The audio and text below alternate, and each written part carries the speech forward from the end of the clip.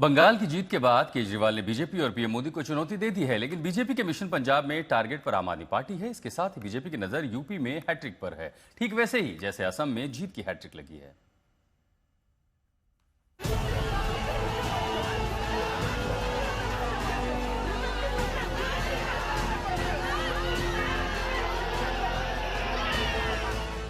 उत्तर प्रदेश अपने विशाल आकार और जनसंख्या के कारण बीजेपी की राष्ट्रीय स्तर की राजनीतिक महत्वाकांक्षाओं को पूरा करने में हमेशा से ही एक बेहद अहम भूमिका निभाता रहा है।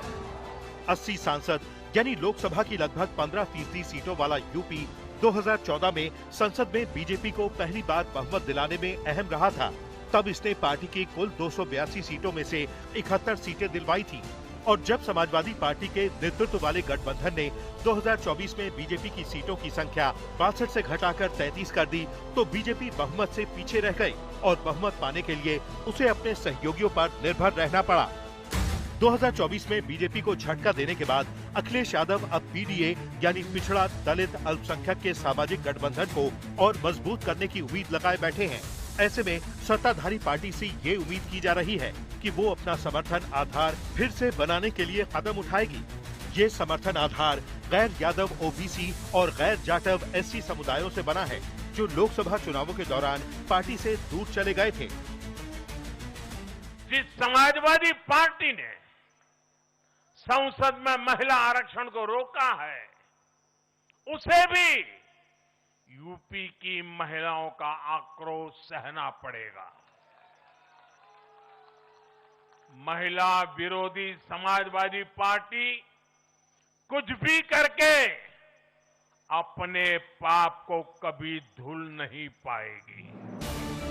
भले ही यूपी के सीएम योगी आदित्यनाथ कानून व्यवस्था के मामले में काफी सफल माने जाते हैं और उन्हें हिंदुत्व का एक मजबूत चेहरा माना जाता है, लेकिन पार्टी के भीतर भी उनके आलोचकों की कमी नहीं है।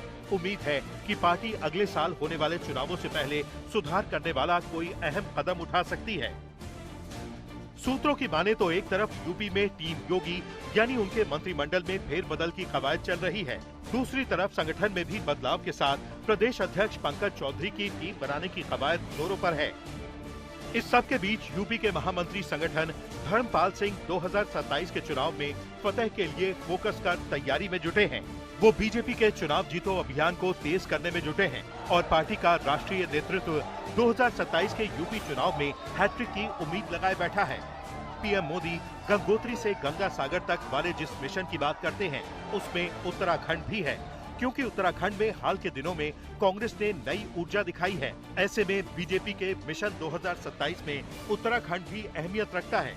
2017 से उत्तराखंड में बीजेपी की सरकार है और अब यहाँ भी पार्टी हैट्रिक की तैयारी कर रही है।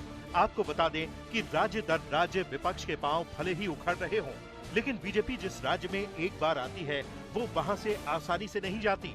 आंकड़े इसके गवाह हैं। अब देखिए, गुजरात में 1998 से बीजेपी की सरकार है, मध्य प्रदेश में 2003 से बीजेपी है। हालांकि 2018 से 2020 तक यानी 15 महीने कांग्रेस की सरकार जरूर रही। हरियाणा में 2014 से बीजेपी की सरकार है, तो गोवा में 2021 से, अरुणाचल में 2016 से, असम में 2016 से, मणिपुर में 2017 से बीजेपी की सरकार है। जबकि एनडीए की बात करें तो बिहार में 2005 से एनडीए सरकार है। बीच में करीब 5 साल बीजेपी सत्ता से बाहर रही और अब बिहार में सीएम भी बीजेपी का ही है। इसी तरह से महाराष्ट्र में 2014 से एनडीए की सरकार है। यहाँ भी बीच में 2019 के आखिर से जून 2022 तक बीजेपी सत्ता से बाहर रही, लेकिन अब यहाँ भी बीजेपी का सीएम है। आज देश के 20 से ज्यादा राज्यों में भाजपा एनडीए की सरकारें हैं।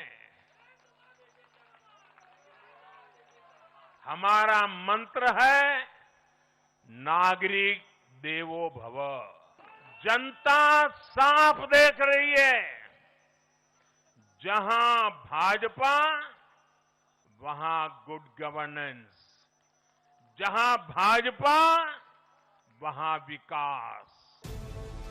2027 में चुनाव गोवा और गुजरात में भी है, लेकिन गुजरात को लेकर बीजेपी अति आत्मविश्वास में रहती है।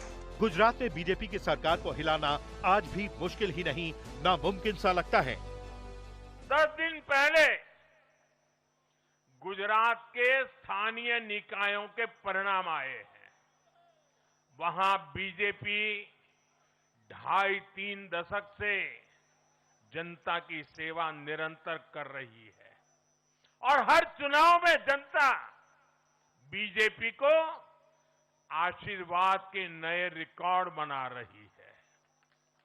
गुजरात में इस बार बीजेपी को अब तक का हाईएस्ट वोट शेयर मिला है। ये भाजपा की गुड गवर्नेंस नीतियों की सफलता का बहुत बड़ा उदाहरण है। जिस तरह से ममता बनर्जी का किला ढहाकर बीजेपी बंगाल की सत्ता पर काबिज हुई है, ऐसे में 2027 के 7 विधानसभा चुनावों को लेकर बीजेपी ने अपनी जीत का धुरंधर प्लान बनाना शुरू कर दिया है। आज तक ब्यूरो।